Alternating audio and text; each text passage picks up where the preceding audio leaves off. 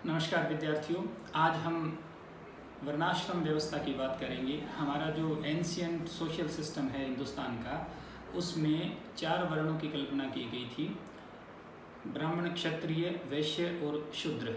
उसमें ब्राह्मण वर्ग के बारे में ये कहा गया कि ब्राह्मण है वो इस जो समाज में ये जो संस्तरण था वर्ण व्यवस्था के माध्यम से, इसमें सर्वोच्च स्थान है वो ब्राह्मण वर्ण के लोगों का है। और ये जो ऋग्वेद का पुरुष सूक्त है उसमें इनका जिक्र किया गया था एक श्लोक के माध्यम से, और उसमें ये समझाया गया है कि ब्राह्मण है वो ब्रह्मा के मुख से पैदा हुए हैं, इसलिए उनका काम ज्ञान और शिक्षा देना है। और जो क्षत्रिय है वो ब्रह्मा के भुजाओं से पैदा हुए, इसलिए उनका काम समाज की सुरक्षा करना है, प्रदेश की सुरक्षा करना है। और तीसरे जो वैश्य हैं वो पेट से पैदा हुए हैं, तो उनका काम है उदरपूर्ति करना, यानी व्यापार और एग्रीकल्चर ये सब करना। और चौथा जो वर्ण है वो पैरों से पैदा हुआ है, इसलिए उसका काम है सेवा करना। जिस तरह से पैर हमारे पूरे शरीर का वजन ढोते हैं, ऐसे वो सेवा करे बाकी 3 वर्णों की। और इसमें उस समय ऐसे कई दृष्टांत मिलते हैं जो ये बताते हैं कि ये जो वर्ण है इनमें फ्लेक्सिबिलिटी थी, नीचे के वर्ण का व्यक्ति ऊपर और ऊपर के वर्ण का व्यक्ति नीचे चला जाता था। ये व्यवस्था कर्म प्रधान थी। हालांकि अगर लॉजिकली सोचें तो इसमें कर्म प्रधान थी नहीं, ये एक छलावा था। कर्म प्रधान इसको कहने का छलावा इस रूप में था कि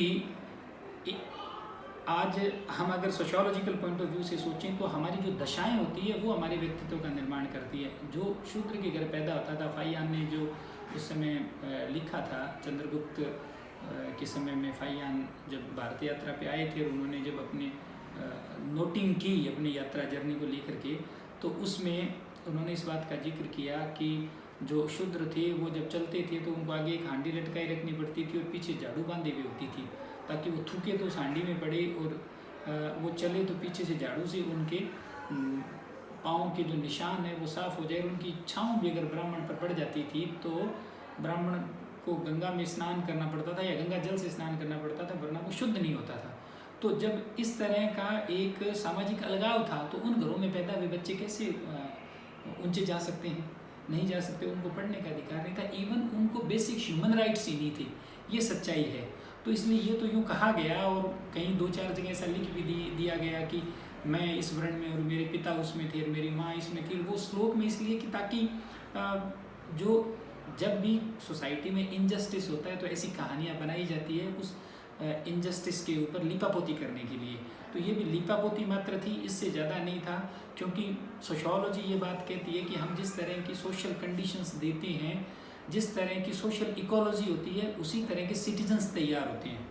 तो वो जो समय था वो समय ऐसा था कि उसमें जो शूद्र वर्ण था, शूद्र में भी छूत शूद्र और अछूत शूद्र 2 तरह के लोग आते थे। तो उनको जगह जगह चांडाल जैसे खराब शब्द से उनको संबोधित किया गया है।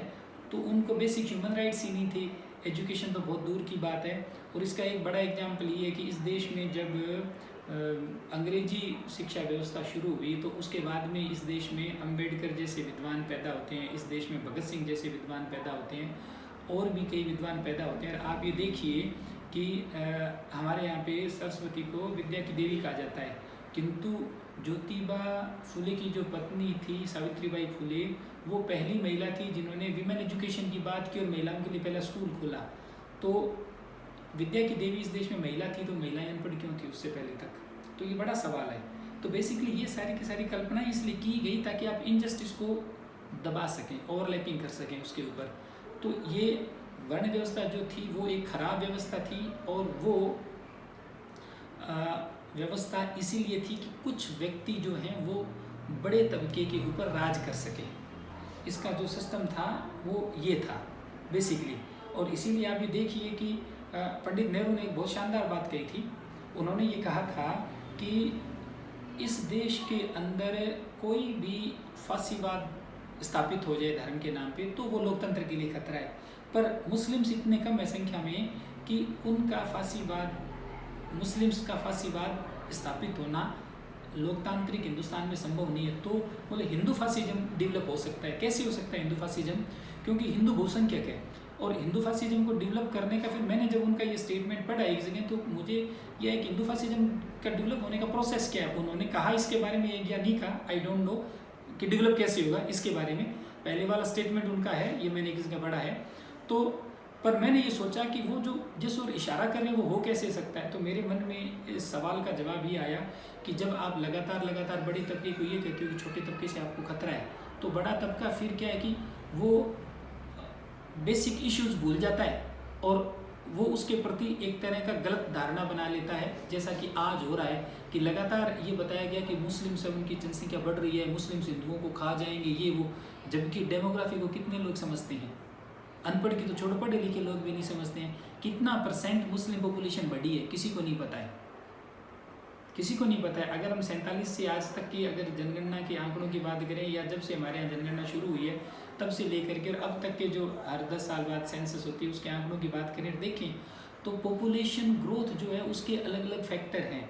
एक व्यक्ति को जब उसको अंधा बना दिया जाता है तब उसको ये दिख जाता है कि एक मुस्लिम के घर में 8 बच्चे हैं, पर एक गरीब हिंदू के घर में 8 बच्चे हैं, वो नहीं दिखते हैं उसको।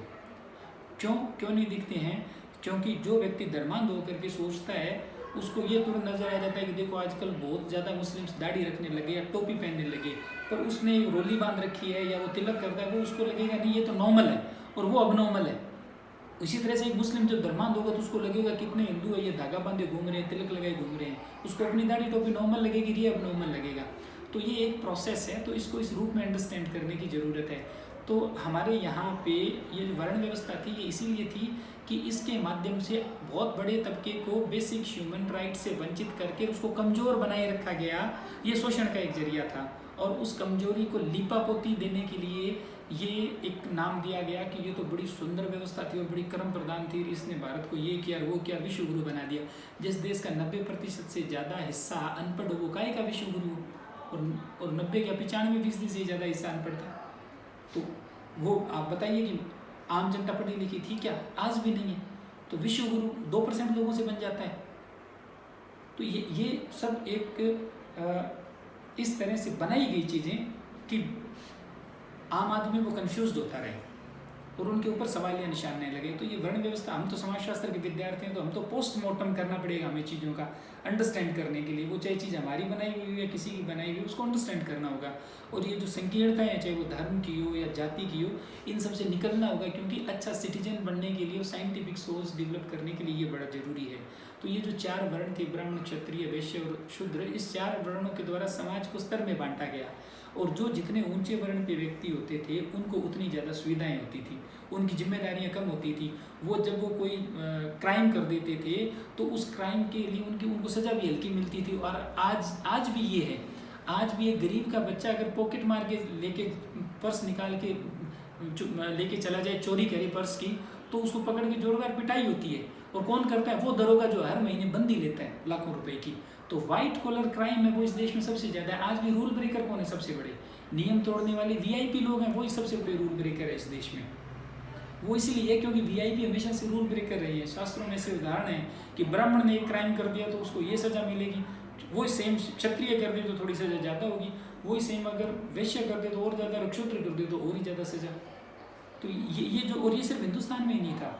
अगर आप हिंदुस्तान से दूसरी जगह जाते हैं तो उन सेटलमेंट में भी ऐसा था कि अलग अलग वर्ण थे। जैसे बेबीलोनिया की जो सभ्यता है वहाँ पे भी एक व्यवस्था थी, और उस व्यवस्था में ये था कि वहाँ अलग अलग तबका होता था। ऊंचे तबके के लोग अगर क्राइम करते थे तो थोड़ी बहुत उनको आर्थिक दंड होता था, और वही नीचे तबके का करता था तो उसके लिए मृत्युदंड तक का प्रावधान था, सेम क्राइम के लिए। तो ये सिर्फ हिंदुस्तान में रहा, ऐसा नहीं है, एंशिएंट सोसाइटी में सब जगह था। और ये डिस्क्रिमिनेशन का एक स्वरूप था कि शोषण करने का जरिया बना दिया। तो आदमियों को ऊंचे और नीचे क्रम में इसलिए विभाजित किया गया कि थोड़े से आदमी बहुत सारे व्यक्तियों के ऊपर राज कर सके। तो वर्ण व्यवस्था इसी का नाम था, इसको लेजिटिमाइज किया गया और इसमें कुछ नहीं था। और इसमें उनके ऊपर सोशल रिस्पॉन्सिबिलिटी कम, क्राइम पे सजा कम, और जो बेनिफिट हैं वो सबसे ज़्यादा उनके, सोसाइटी को लीड उनको करना। इसीलिए चूँकि उनके ऊपर ही समाज को दिशा देने की जिम्मेदारी है, वो उन्होंने अपने ऊपर ही डाल दी, इस रूप में डाल दी कि ताकि रेवड़ियाँ उन्हीं के बीच में घूम घूम कर बंटती रहे, अंधा बांटे रेवड़ी फिर अपने को दे, वो वाली बात। तो इन लोगों ने इस तरह से शेष समाज को अंधा बनाए रखा, खुद उन रेवड़ियों को अपने बीच में ही रीडिस्ट्रीब्यूट करते रहे जो बेनिफिट थे, और उसके आधार पे सोसाइटी को रेगुलेट किया इन्होंने। तो उस रेगुलेशन का एक नाम था, और जो रेगुलेशन ये था ये अनइक्वल था, और ये पूरा का पूरा जो था ये अनजस्ट था, पूरा एक मास के साथ में। और वो अनजस्ट आज भी हो रहा है, और आज उस अनजस्ट को जब प्रोटेस्ट करने की बात होती है तो उसको राष्ट्र विरोधी या धर्म विरोधी इस तरह से कह देते हैं, और ऐसी बातें जो कि मिथ्या है, जिनका कोई साइंटिफिक एविडेंस नहीं है, उनको लाद करके और आम आदमी को कंफ्यूज करने की कोशिश की जाती है। आप लोगों को भी की जाती है। क्यों? क्योंकि आप लोग 5 सवाल पढ़ करके और पास होना चाहते हो, आप इन डेप्थ में जाकर स्टडी करते नहीं हो। तो जब तक सोसाइटी की जो बीमारियाँ हैं वो दिखेंगी नहीं, तब तक उनका समाधान नहीं होगा, और ये उन बीमारियों के प्रति अंधा बनाने की प्रक्रिया है। तो जो भी नॉन साइंटिफिक जो प्रैक्टिस होती है रिलीजन के नाम पे या ट्रेडिशन के नाम पे, और ये सिर्फ हिंदुस्तान में होती है ऐसा नहीं है, और जगह भी होती है। ये वहाँ ज़्यादा होती है जहाँ सोसाइटी का नेचर क्लोज्ड होता है और जहाँ पे तार्किकता कम होती है, क्योंकि कुप्रथा, धर्म और ये जो सब प्रोपेगेंडा है, प्रोपेगेंडा वहीं चलेगा जहाँ पे तार्किकता, रैशनैलिटी कम होगी, और रैशनैलिटी है वो कम बनी रहे, ये प्रोपेगेंडा चलाने वाले लोगों का हमेशा प्रयास रहता है। इसके लिए वो उसको अलग अलग नाम देते हैं, क्योंकि उनके पास में सत्ता होती है, पावर होती है, उनके पास में एक पूरा प्रचार तंत्र होता है। तो उस प्रचार तंत्र की वजह से वो रैशनल लोगों की आवाज़ को दबाए रखते हैं, और इस वजह से रैशनल लोग वो कभी भी उभर के नहीं आते हैं। तो ये बड़ा मुश्किल होता है। तो वर्ण व्यवस्था जो थी वो भी इस तरह से उस अनजस्ट को जस्टिफाई करके और लंबे समय तक बहुत सारे लोगों के उनके जो नेचुरल राइट्स थे उनसे वंचित करने की एक प्रक्रिया थी।